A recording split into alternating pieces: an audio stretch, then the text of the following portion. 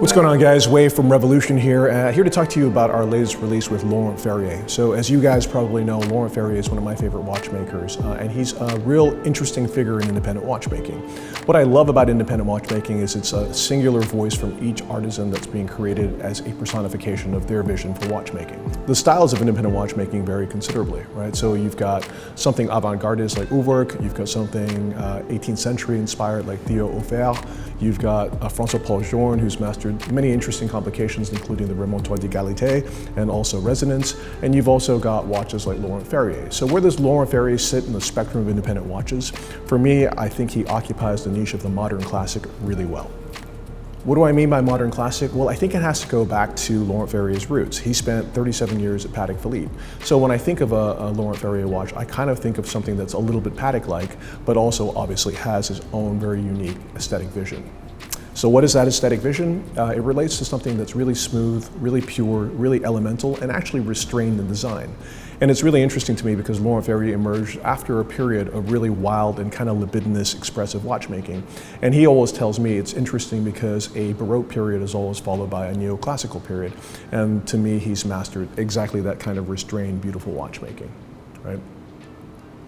So our first limited edition with him, which is the watch that I'm wearing, happened last year.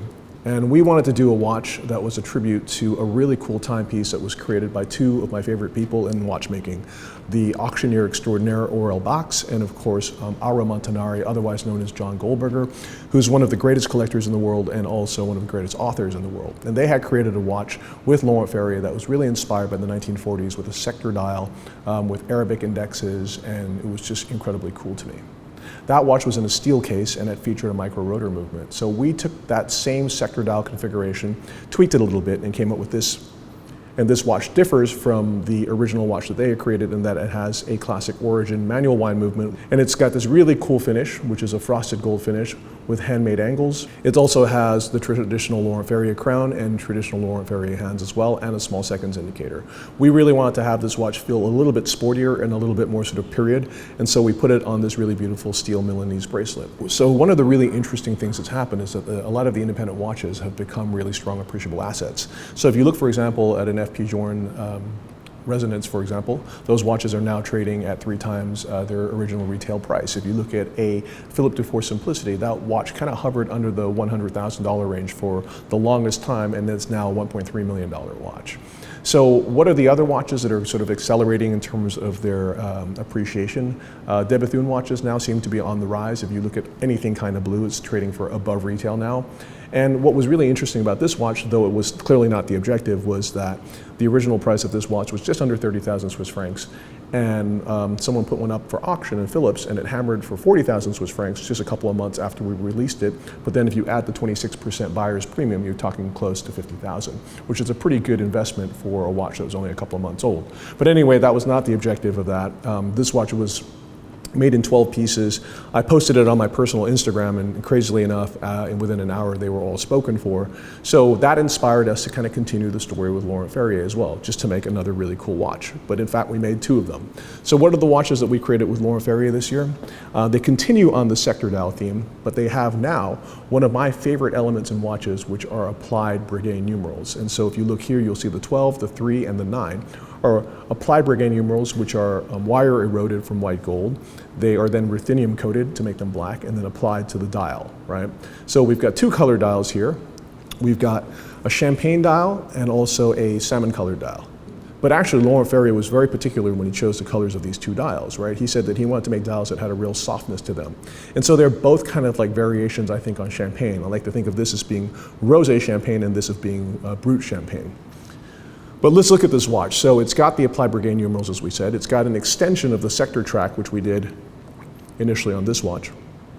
And as you can see, he's elongated the markers and made them even more stylized, which I think really complements the Breguet numerals really well. Now, the brut champagne, or champagne dial version of this, right, has also the frosted gold finish, and it has the manual wind movement from the classic origin, just like the watch last year. But the salmon colored or rosé champagne dial has a real surprise, right? So it's got this beautiful dial, which I think is absolutely stunning. And also take note that it's got this really cool sun ray pattern that emits from the center, which gives the dial a real vibrancy, a real luminosity, and kind of it charges it with kind of energy, right? And then you turn the watch over and you'll see that is Laurent Ferrier's super famous micro-rotor movement with the famous Breguet natural escapement, right?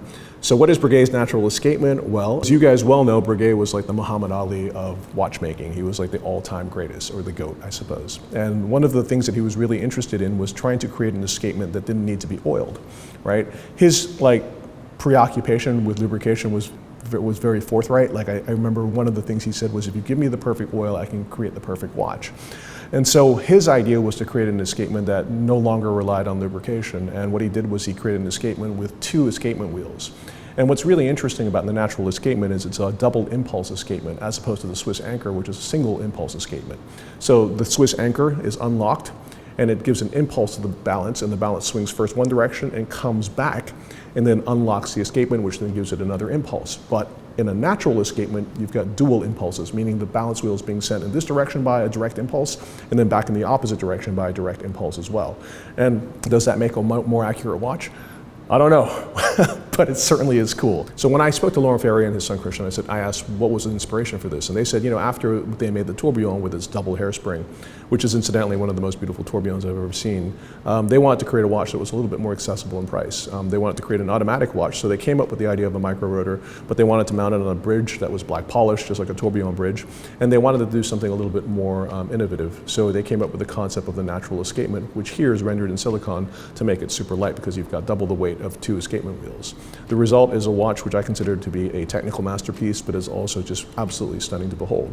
And the really cool thing about our limited edition is that for the very first time, Laurent Ferrier has accepted to use the frosted finish on the micro-rotor with natural escapement. So there you go. That's the first micro-rotor Laurent Ferrier watch with this beautiful gold frosted finish, and of course with the handmade angles and the black polish bridge for the rotor, and also the black polish bridge for the balance wheel as well. So both of these Laurent Ferriers will be made in just 12 examples, and honestly guys, I think they're going to sell pretty fast. They are freaking sick, dude.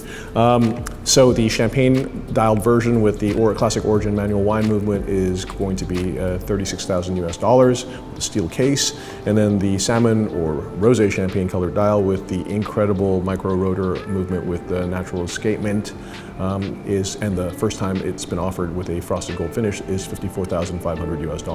Both watches will be made in 12 examples of each, and if you're interested, I'm going to give you the email of the guy that you could need to contact right away. His name is Walter. He's a CEO of Revolution. You can just feel free to email him directly, and his email is walter@revolutionmagazines.com. So hit him up, and if he doesn't respond, just keep emailing him and emailing him and emailing him, right?